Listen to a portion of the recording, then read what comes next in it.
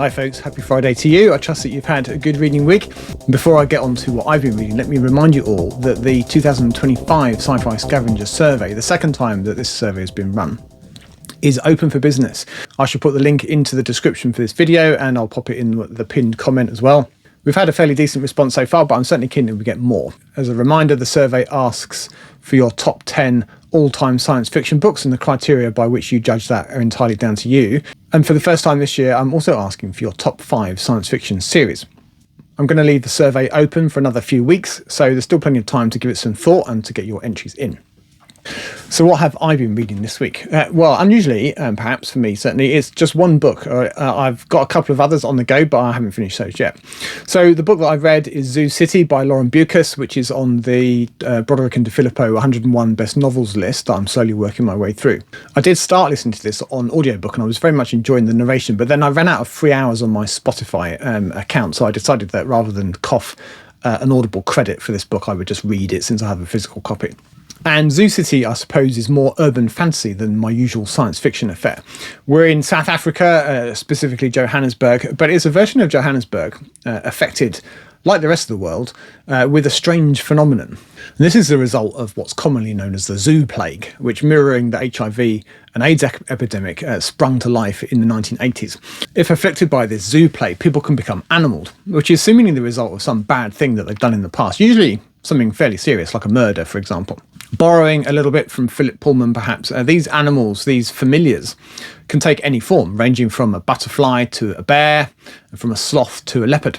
In some respects, their conscience and possibly even the shade of the victim of their serious crime. People afflicted or blessed in this way are known as zoos and are this society's downtrodden, the victimised, neglected and ghettoised, in this case in the titular Zoo City, a rundown neighbourhood of Johannesburg. Our main character is Zinzi December, and she's a young woman that lives now in Zoo City. She has a shady, recent-ish past. She's got drug problems and she spent time in prison. But we get hints that in what she refers to as her FL, her former life, she was a journalist. Her familiar these days is a sloth, which she must carry around with her wherever she goes. Like Zinzi, other animals, the zood, do have one compensation. They acquire an ability, a sense, or some kind of magic power even. A Mashavi, as it's known, or Shavi for short. And Zinzi scrapes by using her Shavi, which is an ability to track down lost articles and possessions. Could be a wallet or a piece of jewellery or anything really. And she literally sees the connections from the loser to the lost, sometimes very clearly and sometimes very faintly. Drawing on her previous life, her former life, she also has a sideline helping scammers part the gullible from their money.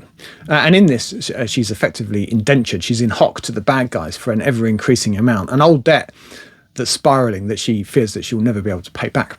After some preliminaries, Zinzi is taken on to find a missing pop star, one of a pair of twins that are now very popular. On the face of it, it's a straightforward missing persons case, but all of that is the starting point for a complex web of conspiracy and dark magic. So whilst Zoo City isn't my usual cup of tea from a story point of view, perhaps, I actually had a good time with this book.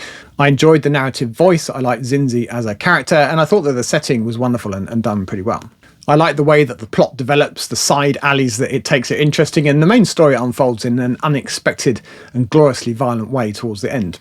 The magic, which might have become a slightly annoying component for a fan of science fiction, isn't dominant in the story or in the world in which it's set. It's more of a flavour, an ingredient in the recipe for the story. Beukes is South African herself, and I think that comes through in the authentic vision, what it seems to me anyway, to be an authentic vision of this version of Africa. And most of all, perhaps, yes, there's the core plot and the interesting and richly described setting, but at its heart, I think the story is about Zinzi's personal journey. It's her escape and her finding of some lost integrity and a path forward in life. So, Zoo City by Lauren Beukes. Overall, I really enjoyed it. So tell me, what have you been reading? Is there anything that you particularly recommend or anything that you want us to avoid or that you didn't enjoy? Do let us know in the comments down below. Channel stuff next then. Subs are at 6,586, which if my maths is correct is up 36 on last week. If you're one of those 36 or if you've just stumbled across my channel for the first time today, then a huge welcome to you all. I'm John and I focus on collecting, reading and waffling on about science fiction books, old and new. Comment of the week this week was from Stephen Morton, who pointed out some annoying similarities as he sees it between Dune and Australia. There's the spice and the strewn. There are thinking machines are no-no in both books. And there's a potentially fatal test of intelligence, to name but a few. And I think Stephen's right, having read both books now. Although, as Adrian points out, they're also quite different reading experiences. And somebody else chips in with the observation that there's nothing new under the sun. Everything is an homage to something else.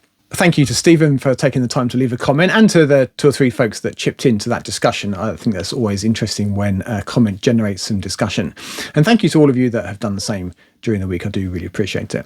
Let's take a quick look at what was on the channel since last time. On Sunday, there was the wrap-up of September's reading, which saw the return of the Galactic Gem and the Planetary Pleasure and my other categories, as I decided to ditch the reverse order approach that I've used for the last 2 or 3 months.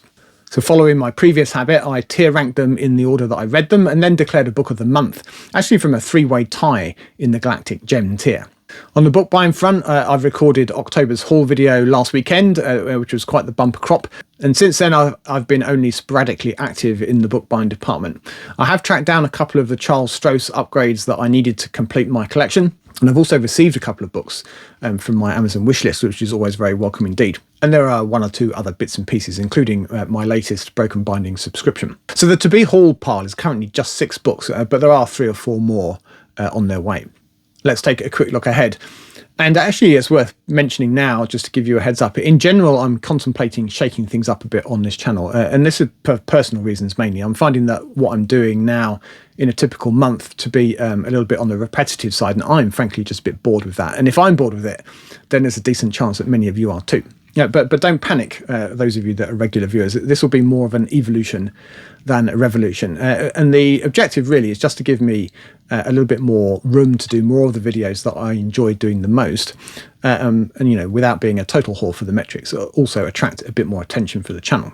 Those changes, though, will most likely take effect in the new year, and more on that nearer the time.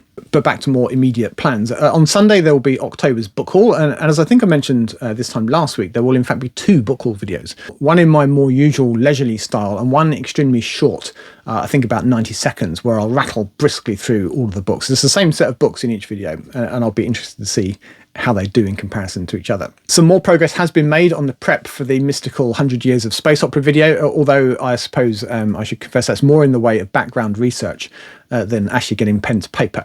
I'm currently looking, for example, at how the influence of New Wave on space opera differed depending on which side of the Atlantic you're on. And I'm finding that to be extremely interesting.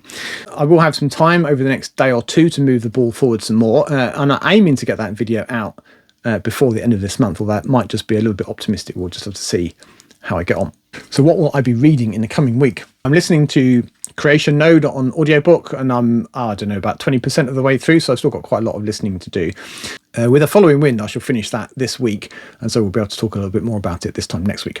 In actual book, I'm reading Gathering Evidence by Martin MacInnes, who's the author of In Ascension, which I read and enjoyed last year.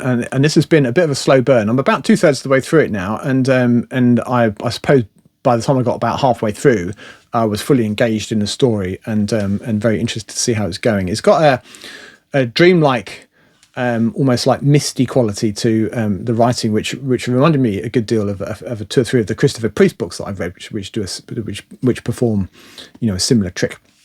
Anyway, I will finish that during the week, and so we will definitely talk about that one next week. And when I do finish that, I'm going to move on to what might be a little bit of a palate cleanser in that it's fantasy and not science fiction. As regular viewers will know, I don't typically read much in the way of fantasy these days. I have done in the past though, so I'm not a complete stranger to the sister genre to science fiction, and we'll see how I get on with that. I might finish that during the week and I might not.